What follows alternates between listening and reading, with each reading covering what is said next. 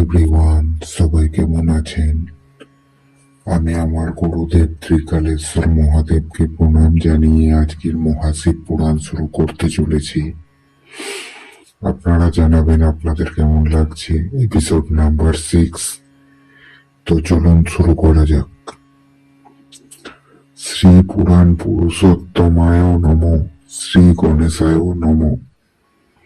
সংক্ষিপ্ত শিব পুরাণ, বিদ্যেশ্বর সংহিতা। প্রয়াগে শ্রীসুতকে মুনিদের দ্রুত ভরণকারী সাধন বিষয়ে প্রশ্ন। যিনি আদি ও অন্তে নিত্য মঙ্গলময়, যার সমকক্ষ বা তুলনীয় ত্রিভুবনে কেউ নেই, যিনি আত্মার স্বরূপ প্রকাশকারী দেবতা পরমাত্মা, যার 5টি মুখ এবং যিনি ক্রীড়া ছলে অনায়াসে জগৎ সৃষ্টি, পালন ও সংহার এবং অনুগ্রহ ও তিরোভাব রূপ 5 প্রবল কর্ম করেন, সেই সর্বশ্রেষ্ঠ অজর অমর ঈশ্বর অম্বিকাপতি ভগবান শঙ্করকে আমি স্মরণ করি। ব্যাসদেব বললেন, ধর্মের যে মহাক্ষেত্র, সেখানে গঙ্গা যমুনার সঙ্গম হয়েছে, সেই পরম পুণ্যময় প্রয়াগে, যা ব্রহ্মলোকের পথ, সত্যব্রতে তৎপর থাকা মহা তেজস্বী মহাভাগ মহাত্মা মুনিগণ যেখানে এক বিশাল জ্ঞান যজ্ঞের আয়োজন করেন, সেই জ্ঞান যজ্ঞের সংবাদ শুনে পৌরাণিক শিরোমণি ব্যাস শিষ্য মহামণি সুখদেব সেখানে মুনিদের দর্শন করতে আসেন। সুখদেবকে আসতে দেখে সেই সমস্ত মুনিগণ আনন্দ সাগরে নিমজ্জিত হন এবং অত্যন্ত প্রসন্ন চিত্তে তাকে বিধিগত আপ্যায়ন করেন। তারপর সেই মহাত্মগণ তার বিধিমতো স্তুতি করে বিনয়পূর্বক হাত জোর করে বললেন, সর্বজ্ঞ বিদ্বান রোমহর্ষি রোমহর্ষণজি, আপনার ভাগ্য অত্যন্ত সুপ্রসন্ন।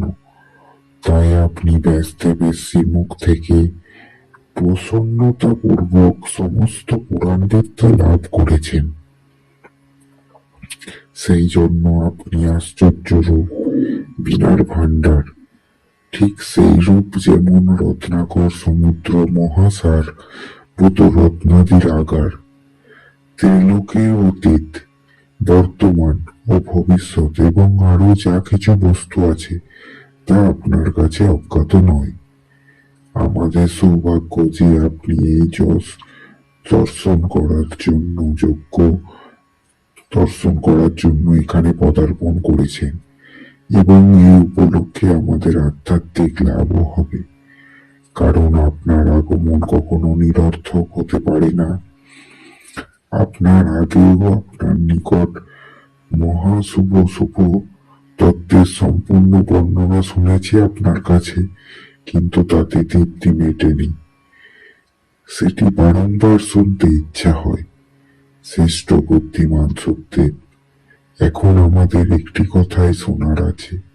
যদি আপনার অনুগ্রহ হয় তাহলে গোপনীয় হলেও আপনি সেই বিষয়ে বর্ণনা করুন। ঘোর কলিযুগ এলে মানুষ পূর্ণ কর্ম থেকে দূরে থাকবে, দুরাচারে আবদ্ধ হয়ে পড়বে এবং সত্য কথা থেকে মুখ ফিরিয়ে নেবে, অন্যের নিন্দায় তৎপর হবে, অন্যের ধন আত্মসাৎ করার ইচ্ছা পোষণ করবে, তাদের মন অন্য নারীদের প্রতি আসক্ত হবে এবং তারা অন্যান্য প্রাণীদের হিংসা করতে থাকবে, নিজ শরীরকে আত্মা বলে মনে করবে। মানুষ মূঢ়, নাস্তিক ও পশু বুদ্ধি সম্পন্ন হবে, মাতা পিতাকে দেশ করবে, ব্রাহ্মণ লোকরূপী কুমির হয়ে উঠবে, বেদ বিক্রয় করে জীবিকা নির্বাহ করবে, ধন উপার্জনের জন্যই বিদ্যাভ্যাস করবে ও মদে মত্ত থাকবে, নিজের জাতি কর্ম ত্যাগ করবে, প্রয়াস হয়ে অপরকে ঠকাবে, ত্রিকালের সন্ধ্যা উপাসনা থেকে দূরে থাকবে, এবং ব্রহ্মজ্ঞান শূন্য হবে। ক্ষত্রিয় কুল স্বধর্ম ত্যাগকারী, কুসঙ্গগ্রস্ত, পাপাচারী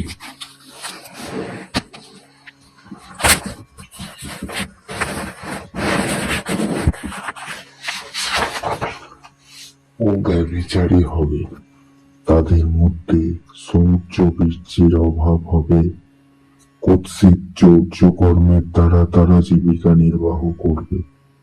শূদ্রের মতো আচরণকারী হবে এবং তাদের চিত্ত কাম বাসনায় ডুবে থাকবে। বৈশ্যরা সংস্কারভ্রষ্ট, স্বধর্মত্যাগী, কুপথগামী, অসৎ পথে ধন উপার্জন পরায়ণ এবং বস্তু রজন ইত্যাদিতে সর্বদাই অসৎ আচরণকারী হবে। এইভাবে সূদগণ ব্রাহ্মণদের আচার আচরণ অনুকরণে তৎপর হবে। তাদের আকৃতি উজ্জ্বল হবে, অর্থাৎ নিজ ধর্ম কর্ম ত্যাগ করে উজ্জ্বল বেশভূষা পরিধান করে বিচরণ করবে। তারা স্বভাবতই নিজ ধর্ম ত্যাগকারী হবে। তাদের চিন্তাধারা হবে ধর্মের প্রতিকূল। তারা কুটিল এবং ব্রাহ্মণ নিন্দাকারী হবে। যদি ধনী হয় তাহলে কুকর্মে ব্যাপৃত হবে। বিদ্বান হলে বাদ প্রতিবাদকারী হবে। নিজেদের কুলীন মনে করে চার বর্ণাদির সঙ্গে বৈবাহিক সম্পর্ক স্থাপন করবে। সমস্ত বর্ণকে সম্পর্ক সূত্র দ্বারা ভ্রষ্ট করে দেবে। তারা নিজেদের অধিকার সীমার বহির্ভূত হয়ে দ্বিজচিত্ত সৎকর্মের অনুষ্ঠান করবে। কলিযুগের নারীগণ প্রয়াস ও সদাচার ভ্রষ্ট এবং পতি অপমানকারী হবে। শ্বশুর শাশুড়ির সঙ্গে দেশ পোষণ করবে, বেপরোয়া হবে, কুখাদ্য আহার করবে, কুৎসিত হাবভাবে তৎপর হবে। তাদের স্বভাব আচরণ অত্যন্ত মন্দ হবে এবং তারা পতি সেবায় সর্বদা বিমুখ থাকবে। সত্যদেব, এইভাবে যাদের বুদ্ধি ভ্রষ্ট হয়েছে, যারা নিজ ধর্ম ত্যাগ করেছে, এইসব লোকের ইহলোক ও পরলোকে উত্তম গতি কি করে প্রাপ্তি হবে, এই চিন্তায় আমাদের মন সর্বদা ব্যাকুল থাকে। পরোপকার মতো অন্য আর কোনো ধর্ম নেই। সুতরাং যাতে অল্প উপায়ে এইসব পাপ তৎক্ষণাৎ বিনাশ হয়, তা কৃপা করে আমাদের বলুন, কারণ আপনি সর্বসিদ্ধান্তের গাতা। ব্যাসদেব বললেন, সেই ভাবিতাত্মা মুনিদের কথা শুনে সুখদেব মনে মনে ভগবান শঙ্করকে স্মরণ করে তাদের বললেন, শিবপুরাণের পরিচয়। সুখদেব বললেন, সাধু মহাত্মাগণ, আপনারা অতি উত্তম কথা জিজ্ঞাসা করেছেন। আপনাদের এই প্রশ্ন তিলকের হিতকারক। আমি গুরুদেব শ্রী ব্যাসকে স্মরণ করে আপনার স্নেহবশত এই বিষয়ে বর্ণনা করব। আপনারা শ্রদ্ধা সহকারে গ্রহণ করুন। সব থেকে উত্তম যে শিব পুরাণ, সেটি বেদান্তের সার সর্বজ্ঞ এবং বক্তা ও শ্রোতাকে সমস্ত পাপ থেকে উদ্ধারকারী। শুধু তাই নয়, সেটি পরলোকে পরমার্থ প্রদানকারী হয় এবং কলির করস্ব রাশি বিনাশকারীও। এতে ভগবান শিবের উত্তম যশের বর্ণনা আছে। ব্রাহ্মণগণ, ধর্ম, অর্থ, কাম, মোক্ষ এই চার পুরুষার্থ প্রদানকারী এই পুরাণ সর্বদাই নিজ প্রভাবের আলোকে বৃদ্ধি এবং বিস্তার লাভ করেছে। বৃপবর্গণ এই সর্বোত্তম শিব পুরাণ অধ্যয়ন করলেই এই কলিযুগের পাপাসক্ত জীব শ্রেষ্ঠতম গতি লাভ করবে। কলিযুগের মহা উৎপাত ততদিনই জগতে নির্ভর বিচরণ করবে, যতদিন এই শিব পুরাণের উদয় না হবে। একে বেদতুল্য মান্য করা হয়। বেদকল্প এই পুরাণ সর্বপ্রথম ভগবান শিবই প্রণয়ন করেছেন। বিদ্যেশ্বর সংহিতা, রুদ্র সংহিতা, বিনায়ক সংহিতা, উমা সংহিতা, মাতৃ সংহিতা, একাদশ রুদ্র সংহিতা, কৈলাস সংহিতা, শতরুদ্র সংহিতা, কোটিরুদ্র সংহিতা, সহস্র কোটিরুদ্র সংহিতা, বায়বীয় সংহিতা এবং ধর্ম সংহিতা, এইভাবে এই পুরাণের 12টি ভাগ বা খণ্ড আছে। এই দ্বাদশ সংহিতা অত্যন্ত পুণ্যময় বলে মানা হয়। ব্রাহ্মণগণ, এবার আমি তার শ্লোকের সংখ্যা জানাচ্ছি, আপনারা শ্রদ্ধা সহ শুনুন। বিদ্যেশ্বর সংহিতাতে 10,000 শ্লোক আছে। রুদ্র সংহিতা, বিনায়ক সংহিতা, উমা সংহিতা, মাতৃ সংহিতা, এগুলিতে প্রত্যেকটিতে 8,000 করে শ্লোক আছে। ব্রাহ্মণগণ, একাদশ রুদ্র সংহিতাতে 13,000, কৈলাস সংহিতায় 6,000, শতরুদ্র সংহিতায় 3,000, কোটিরুদ্র সংহিতায় 9,000, সহস্র কোটিরুদ্র সংহিতায় 11,000, বায়বীয় সংহিতায় 4,000 এবং ধর্ম সংহিতায় 12,000 শ্লোক আছে। এইভাবে মূল শিব পুরাণের শ্লোক সংখ্যা 1,00,000, কিন্তু ব্যাসদেব তাকে 24,000 শ্লোকে সংক্ষিপ্ত করেছেন। পুরাণাদির ক্রম সংখ্যার বিচারে এই শিব পুরাণের স্থান চতুর্থ। এতে 7টি সংহিতা আছে। পূর্বকালে ভগবান শিব শ্লোক সংখ্যার দৃষ্টিতে 100 কোটি শ্লোকের একটি পুরাণ গ্রন্থ গ্রন্থিত করেছিলেন। সৃষ্টির আদিতে নির্মিত এই পুরাণ সাহিত্য অত্যন্ত বিস্তৃত ছিল।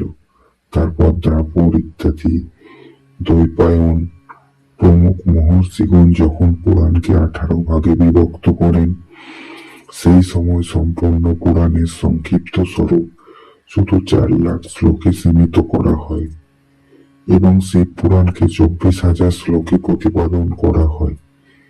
এই হলো তার শ্লোকের সংখ্যা। এই বেদতুল্য পুরাণ 7 সংহিতায় বিভক্ত।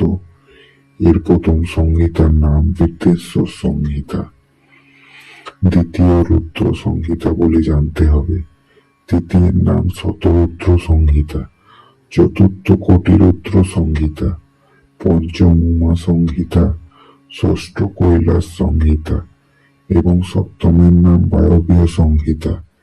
এইভাবে এই 7টি সংহিতা চিহ্নিত হয়েছে।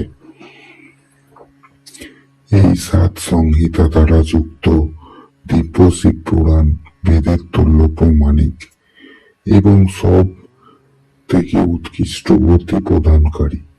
এই নির্মল শিব পুরাণ ভগবান শিবের দ্বারাই প্রতিপাদিত।